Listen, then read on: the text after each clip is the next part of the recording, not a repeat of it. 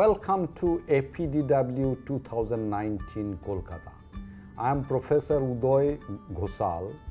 I am professor at the Department of Gastroenterology, Sanjay Gandhi Postgraduate Institute of Medical Sciences. And I'm Prakash Gyawali. I'm a professor of gastroenterology at Washington University in St. Louis. I'm also the director of neurogastroenterology and motility at my institution. Thank you, Prakash. Actually, it is nice to talk with you here. I was thinking a lot of the patient, what they say is that they have little burning in their chest, they have little pain in their chest, and they want to know from you, what do they have? What is their concern? Well, when somebody has burning in their chest, we always say that we first need to make sure it's not the heart. It is not that easy from a story alone to exclude the heart. So in somebody who is at least middle-aged, or even younger these days, we like to make sure that the primary care physician or their cardiologist has done some kind of heart testing. Beyond that, the most common disease that can cause heartburn or burning in the chest is reflux disease. But not all heartburn is reflux, and there can be other mechanisms for burning in the chest. But when you say reflux disease, as a layman fellow doesn't understand, so can you understand what is this reflux disease? Well, the stomach makes acid or acidic content, and there is a barrier at the bottom end of the esophagus, between the esophagus and the stomach, that keeps that acidic material on the stomach side for the most part. In some people, that barrier is defective or does not function correctly, and some of the acidic material may reflux or come up into the esophagus. When that happens, that can create some lining damage or can irritate the esophagus. And in most instances, that is felt as a burning behind the breastbone, hence heartburn. Okay, so now if such a patient come, really do you make the diagnosis after knowing that he doesn't have really heart disease? Do you make the diagnosis without any test, or you do some test before you treat them?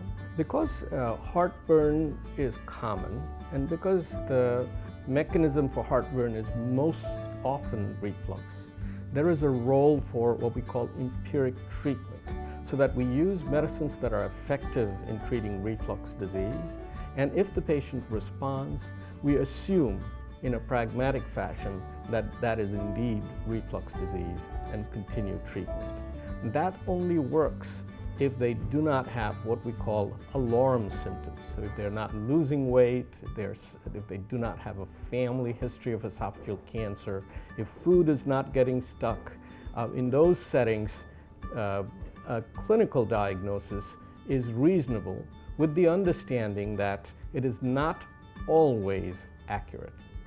But suppose you need to investigate in some because of the thing that you mentioned, what investigation really you do? And as a patient, if I'm the patient, I'd like to know how difficult are these? Well, if somebody has alarm symptoms, or if they do not get better with this empiric treatment approach, then the first thing to do is an upper endoscopy.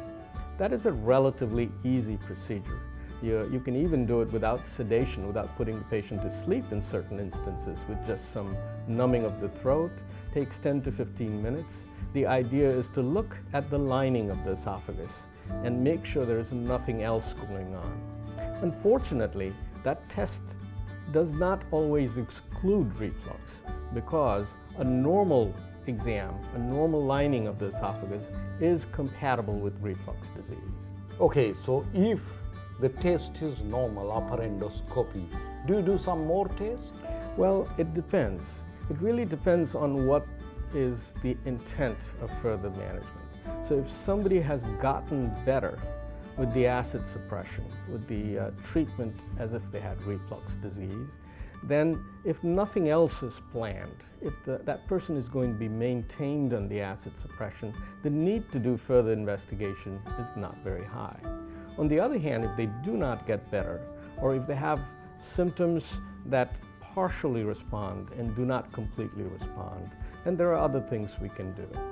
If there has been no evidence for reflux disease, what we try to do is to measure acid in the esophagus. Remember, we said reflux disease is acid coming up to the esophagus. Well, you can insert probes, catheters that have the capacity of measuring acid, and leave them in the esophagus for 24 hours and measure how much acid comes up. We can also use other kinds of probes that can record acid for longer periods of time, for up to 4 days in some instances.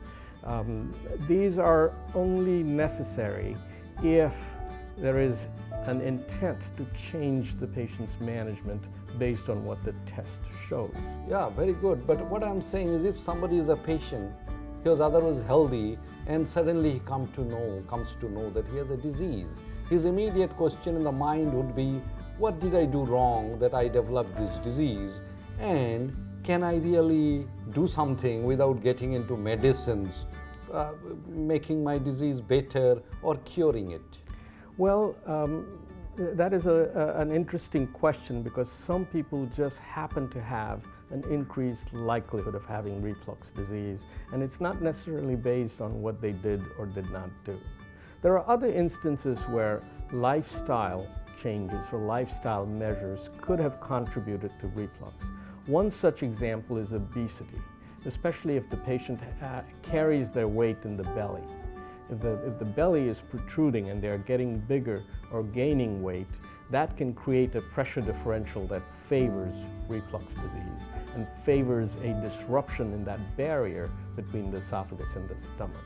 Sometimes eating late at night can predispose to symptoms in the nighttime hours. There may be certain other triggers for reflux, including fatty foods, large meals, sometimes smoking and alcohol intake can predispose people to reflux disease. Now, these lifestyle triggers for reflux disease can be impacted by changing diet and lifestyle, but a lot of times these have to be done in conjunction with at least some medical therapy. Very good, but suppose a patient does not really improve with this. I want to know from you, what medicine generally you use and how long do you use? Well, the usual medicines are medicines that suppress acid, and the class of medicine called proton pump inhibitor has been found to be very effective in treating reflux disease.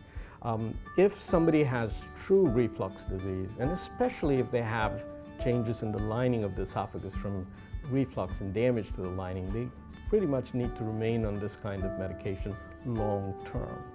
There are others who have lesser degrees of reflux. They can be started out with these stronger medicines and then can be transitioned into less strong medicines called H2 receptor antagonists, and sometimes even weaned off completely if their symptoms improve. But one of the major concerns that is coming in the people's mind nowadays, particularly in India, is how safe is to continue this proton pump inhibitor for long. So in your opinion, are these safe or are these not so safe? I think in the big scheme of things, these medications are very safe for long-term use. If you look in the internet, there are lots of side effects that have been linked to these medications, but most of those side effects do not have hard cause and effect relationships, and the increased risk that are reported are based on observational studies and relatively at a low level risk. So what a person can do, or what a physician can do, is to decide if that person, that patient, has a condition that could benefit from these medications. If they have a condition that could benefit from the medication, such as true reflux disease or ulcer disease, peptic ulcer disease, then the risk-benefit ratio favors using these medications long term.